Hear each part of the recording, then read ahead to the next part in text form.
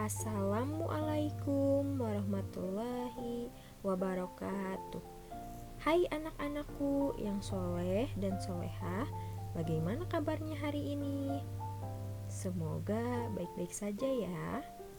Jangan lupa selalu jaga kesehatan. Hari ini kita akan melanjutkan materi minggu kemarin, yaitu mengenai teks persuasif. Sebelum memulai pembelajaran, alangkah lebih baiknya jika kita berdoa terlebih dahulu ya. Berdoa dimulai.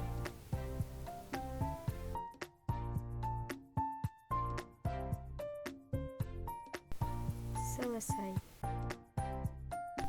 Selanjutnya bisa kita lihat di sini ada kompetensi dasar.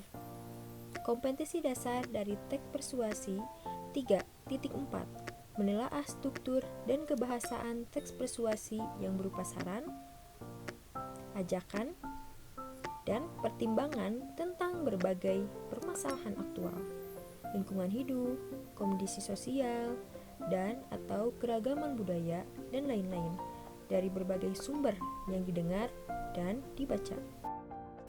4.4 menyajikan teks persuasi, saran, ajakan, arahan, dan pertimbangan secara tertulis dengan memperhatikan struktur, kebahasaan, dan aspek lain.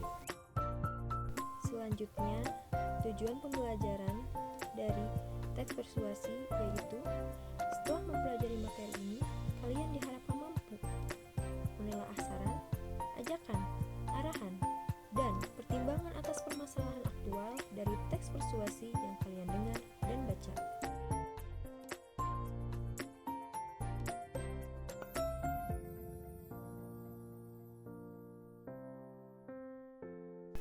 Pada teks persuasi yang akan kita bahas, yang pertama, mengidentifikasi permasalahan aktual teks persuasi.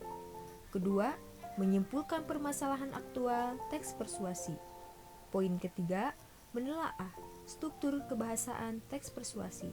Dan yang terakhir, poin keempat, yaitu menyajikan teks persuasi secara tulis dan lisan.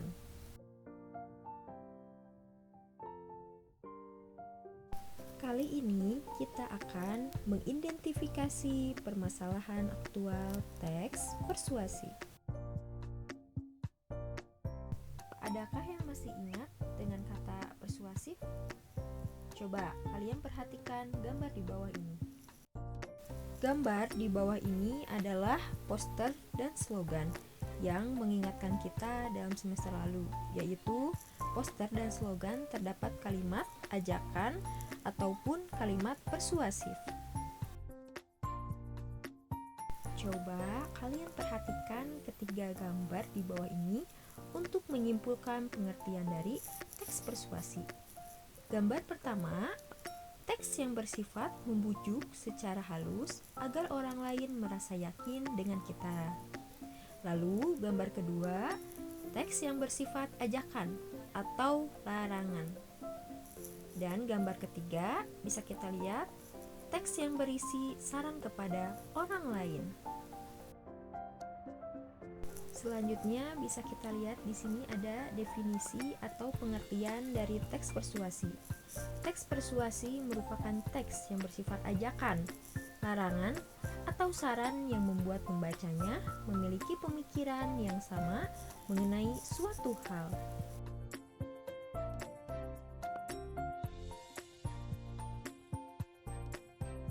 Perhatikanlah teks persuasi di bawah ini. Kita masih membutuhkan banyak buku fisik. Buku menjadi penunjang utama dalam proses belajar mengajar. Kemajuan teknologi mengenalkan kita pada buku elektronik. Namun, peran buku fisik tidak dapat ditinggalkan begitu saja.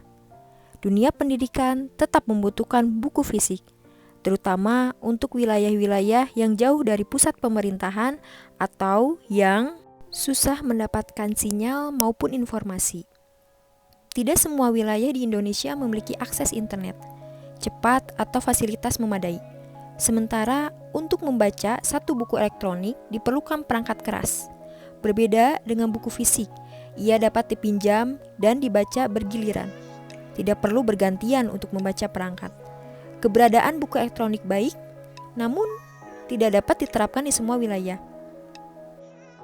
Buku fisik masih lebih efektif selama fasilitas belum merata. Oleh sebab itu, disalurkan buku-buku fisik ke daerah dengan akses terbatas. Dorong pemerintah memenuhi kebutuhan buku dengan merata. Marilah kita bersama-sama memajukan dunia literasi Indonesia. Selanjutnya, ciri-ciri teks persuasif. Berisi data dan fakta, meyakinkan pembaca, berisi kata-kata ajakan, dan menghindari konflik.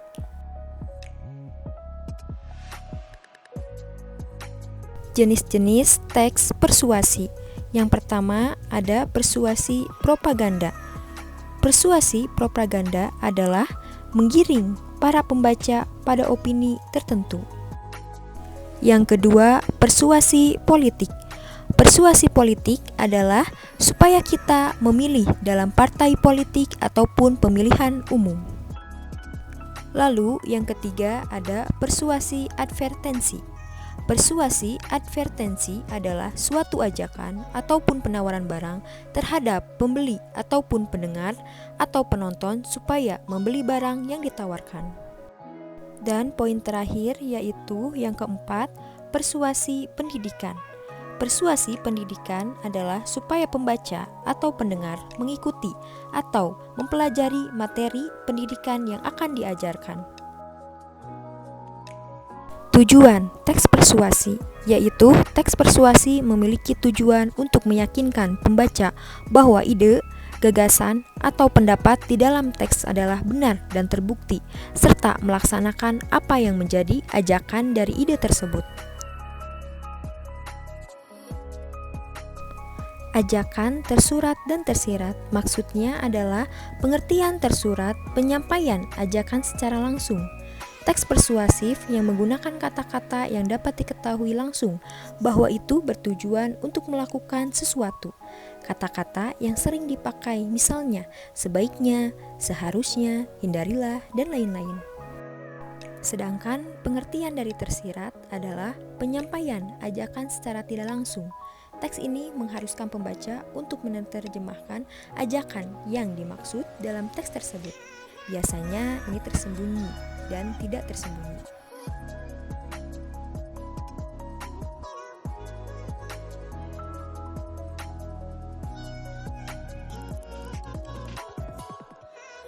Coba kalian perhatikan cuplikan teks di bawah ini. Jangan lupa baca dengan baik lalu pahami.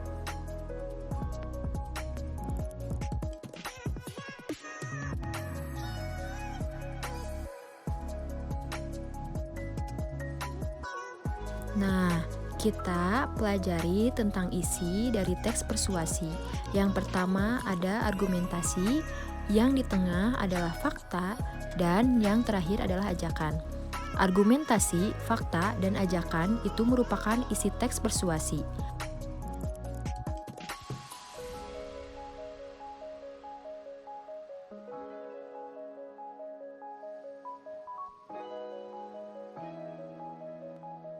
Sekian materi pembelajaran dari Ibu, semoga bermanfaat. Terima kasih.